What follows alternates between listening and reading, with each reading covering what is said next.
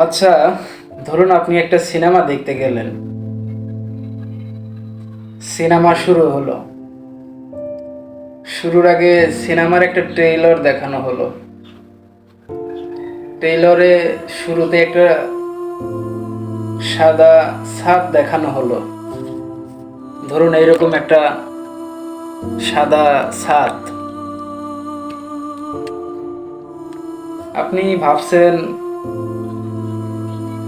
Cinema শুরু হয়ে যাবে, কিন্তু শুরু হচ্ছে না।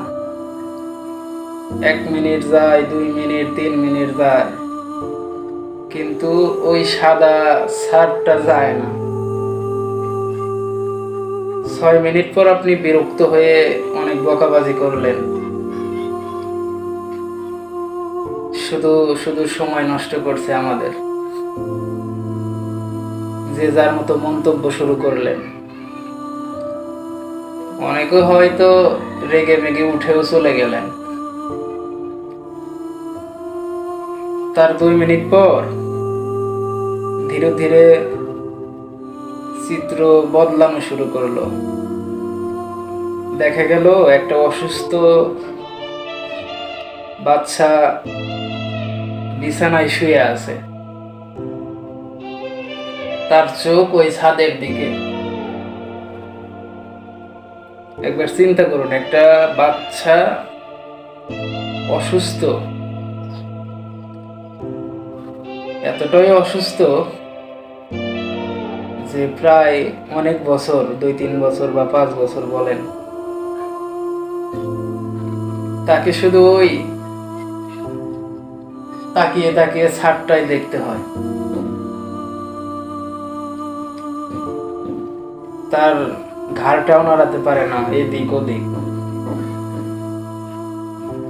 আপনি কিন্তু একটা সিনেমা দেখতেছেন, মনে রাখুন। তো সিনেমাটা শেষে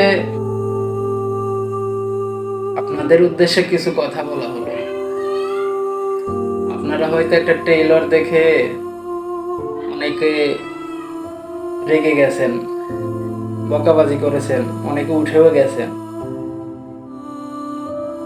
কিন্তু একবারও কি এই বাচ্চাটির কথা চিন্তা করেছেন যে কিনা বছরের পর বছর অসুস্থ, বিছানায় শুয়ে থাকে? তার কিন্তু ওই একটাই সিনেমা, ওই ছাদ। যে জিনিসটা আপনি 6 মিনিট দেখার পর বিরক্ত হয়ে গেলেন, আর এই বাচ্চাটি বছরের পর বছর শুধু তার ওই ছাদটাই দেখতে হয়। আসলে গল্প থেকে আমরা এটাই বোঝাতে চাচ্ছি যে আল্লাহ তাআলা আমাদেরকে কত নিয়ামত দিয়েছেন। আমরা কত সুস্থ আছি, ভালো আছি, কত জায়গায় যাচ্ছি, ঘুরছি ফিরছি, কিন্তু আল্লাহ তাআলা আমাদের যে এত বড় নিয়ামত গুলো দিয়েছেন, মানে এত এত নিয়ামত দিয়েছেন, আমরা তার একবারও শুকরিয়া আদায় করি না। হতেও তো পারতো ওই বাচ্চাটির মতো, এক বিছানায় বছরের পর বছর, ওই একই চিত্র। তো আসুন আমরা সবাই আল্লাহর দেওয়া নিয়ামত গুলো গ্রহণ করি, আল্লাহর শুকরিয়া করি, আর যা আমাদের আছে তাই নিয়ে সন্তুষ্ট থাকি। হতেও তো পারতো আমরা যেমন আছি তার থেকেও খারাপ থাকবো ভবিষ্যতে, হতেও তো পারতো।